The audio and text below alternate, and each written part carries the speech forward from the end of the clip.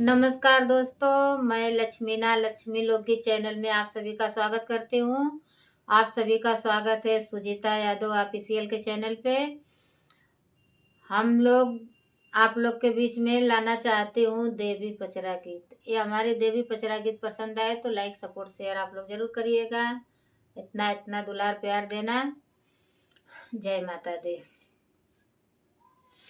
चढ़ता चैतवा चलल सातो रे बहिनिया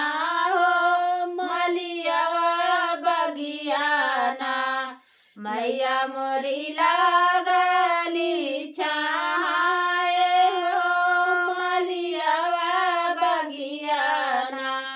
मैया मोरी लागली छाए हो मलियवा बगियाना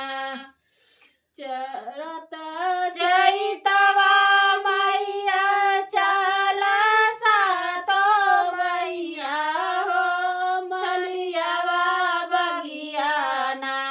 मैया मोरी लागली छाए हो मलियवा बगियाना मालिया के बगिया फूला फूला उलवा हो देखता मैया ना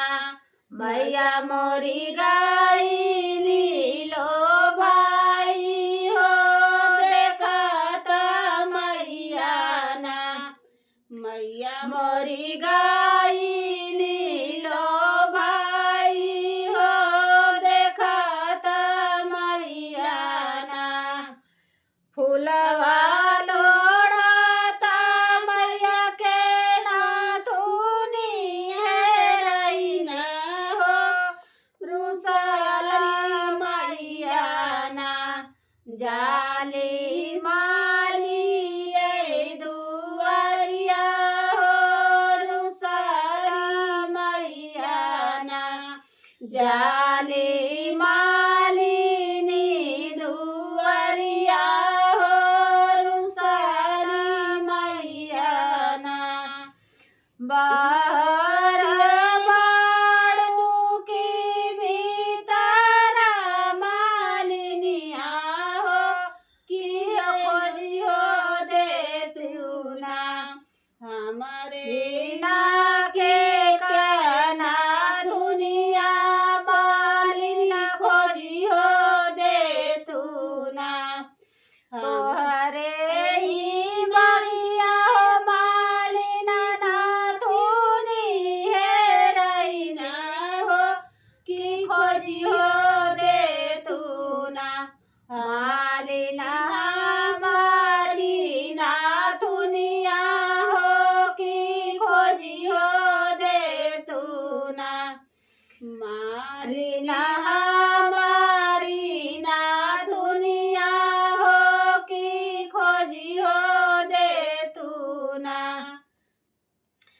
पिया परदेसवा मैया रखहु धीरजवा हो कि कियादा मैया ना तोहरा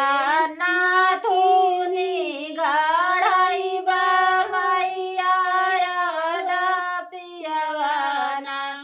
गर्भ के बोलिया जीना बोलू रे मालिनिया हो कि होई हो जाइबो ना जनमा जुगा के बाजिनिया मालिन होई हो जाइबो ना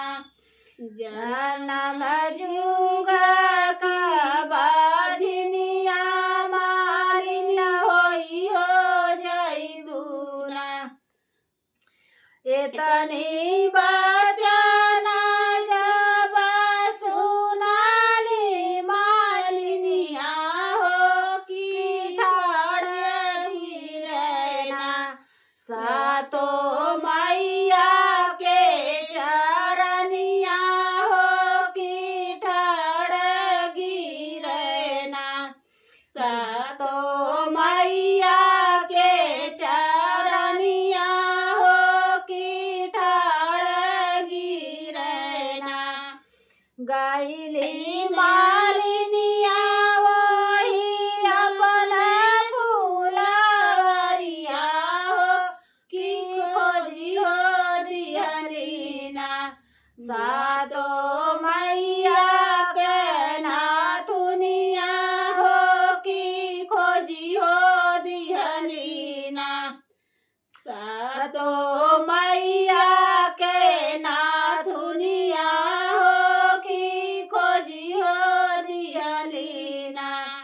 देखता ना दुनिया खुश